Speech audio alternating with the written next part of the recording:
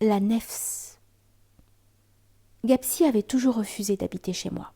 Cependant, un jour vint où il accepta enfin mon offre. Cette cohabitation devait durer 3 ans, pendant lesquels Gapsi instaura une règle de vie qui était celle de l'ascèse soufie, telle que je l'avais imaginée, et à laquelle j'aspirais, avant même de le connaître. Il m'enseigna les canons fondamentaux de l'islam, ainsi que la tradition sunnite, enseignement préalable au passage de l'exotérique à l'exégèse. Il procédait avec prudence, avec une sorte de parcimonie ou d'économie de ses connaissances, appliquant les principes de la méthode authentique du soufisme. Je progressais lentement, pas à pas pour ainsi dire, mais sûrement.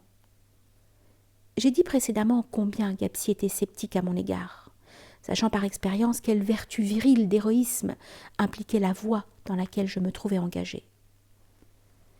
Il doutait que je puisse la poursuivre. Il ne pouvait supposer qu'une femme réussirait là où la plupart des hommes échouaient. Il était sévère et si dur vis-à-vis de moi qu'il m'arrivait parfois de le juger insensible, cruel même.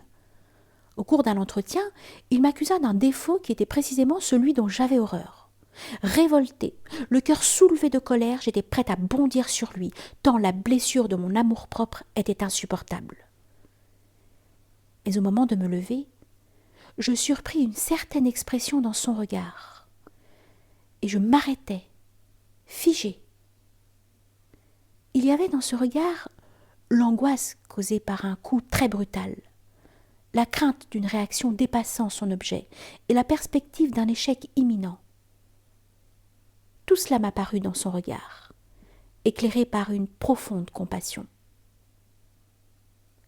Je compris immédiatement.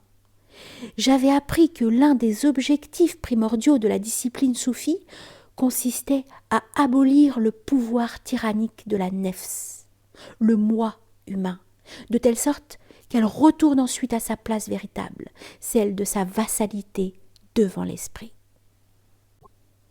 J'eus aussitôt la conviction que la réaction produite en moi était celle de ma nefs.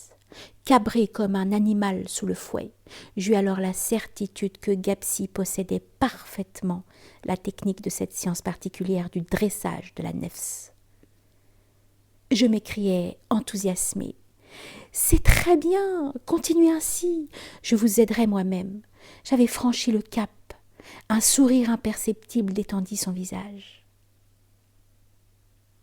Je le devinais à la fois étonné et satisfait. À partir de ce moment, tout devint clair, facile.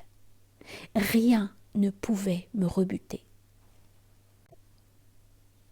Plus les obstacles se dressaient sur le parcours, plus je sentais ma volonté, mes forces s'accroître pour les surmonter.